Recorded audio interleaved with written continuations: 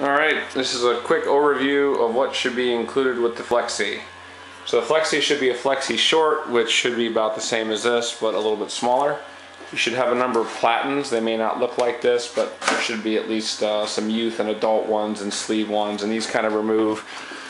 These are the tuck locks. They're probably not going to be identical, but they look kind of like that when they're taken out. Obviously it should be a FlexiJet printer, which should be seen on the front. Some things to make sure that you have are all the ink cartridges.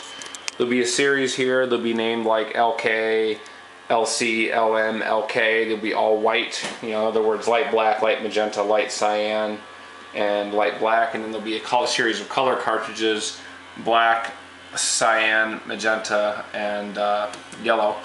And then of course the actual printer itself, which should look like about like this. Some things to make sure the printer has are, of course, a print head, which is this assembly here, a capping station, which you can kind of see down there. It's that particular unit. It should not be an empty space. Of course, the print head itself, you can see underneath it, it's that little shiny thing, that piece right there. It should have one of those in there, although it's probably clogged anyway. Of course, it should have all the ink lines running to it, and it should have, you know, of course, the ribbon cable, you know, going to it. Of course, the cover and all the side pieces and everything should be there. One thing is that print head, mine, I had the cover taken off, but it should have a cover that looks like this on that print head. As you notice, that one over there did not have that, because I have it currently sitting right there. At any rate, obviously, you know, the rails, the motor feed, all that stuff should be there. When you get underneath the printer, you can kind of see that, you know, the back should be there and it should be intact and everything. They said the main board was gone, so that this assembly underneath may or may not be taken apart. I don't know. Just make sure it's really intact. Oh, there should be a ink spit tray.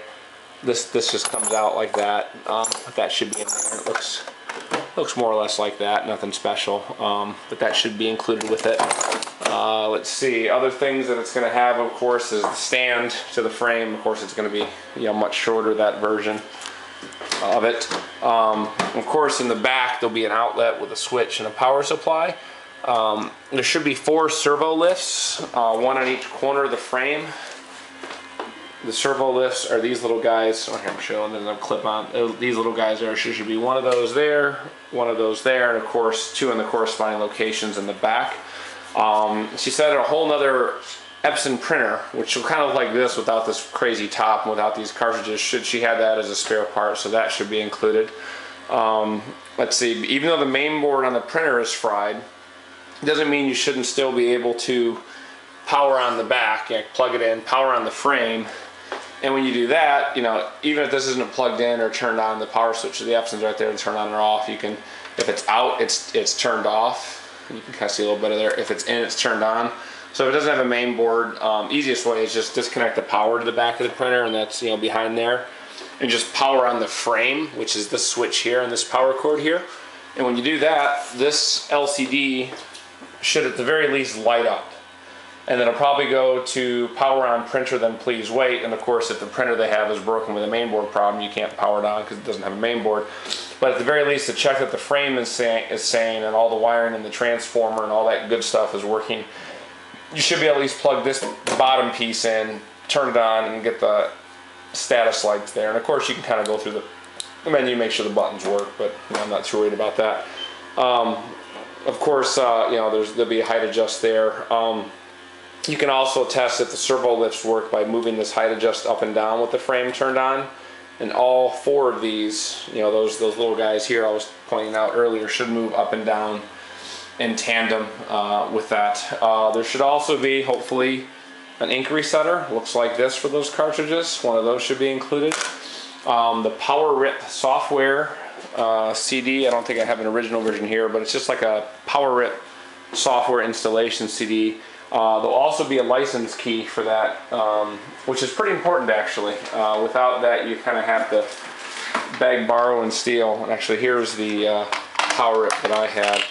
The license key is going to look something like that. You know, actually, this one's crossed out, but it should have a sticker inside that looks like that, or it should read like MPFJM, something around those lines. This is version 7.4.4. that's the latest. Hopefully it has that version. I'm not sure it doesn't. There's always ways to get around software, but yeah, that's the power rip. And main thing is a license key, and if it's not 7.4.4, the installation CD, since I don't know, you can download the older versions off their site. Let's see, other fun sundries it should have. Of course, these are all just normal IEC power cords. If she has extra print heads out of the printer, they look like this. You know, nothing special. There's pretty much 8 channels there, and they look, there you can kind of see that little part that I was pointing to underneath before, is that. Let's see, other than that, I think, of course, you know, there'll be a frame here. This one doesn't have these 2 panels. There's actually panels that should attach to these screws and go out. That one hopefully will have those, but they cover the internals. Of course, there'll be 3 wiring harnesses there, the screwdriver. I'm sure you're pretty familiar with that after messing around with it. Let's see, other than ink cartridges, the ribbon cables, the fan, all that stuff, the capping stations there, the extra parts, the platens, that should be it. And of course the heat press. So hopefully that's enough to get you going. At least test the frame by powering it on, make sure at least that works. If there is an Epson main board that she includes, like another one, this is what the Epson main board looks like. I'm not sure what the status of this one is, if it's good, bad, or indifferent, but it's essentially this. It's got a little like block with a fan, cooling block on it with a fan there. You can see the firewire and USB ports that come out the back of it, and then of course the series of ribbon cable connections for it, and then of course it'll say Epson C593 main. Obviously the assembly numbers may or may not be different, but any rate, that should be the Epson main board. That might be out of the printer because they said they had a problem with that.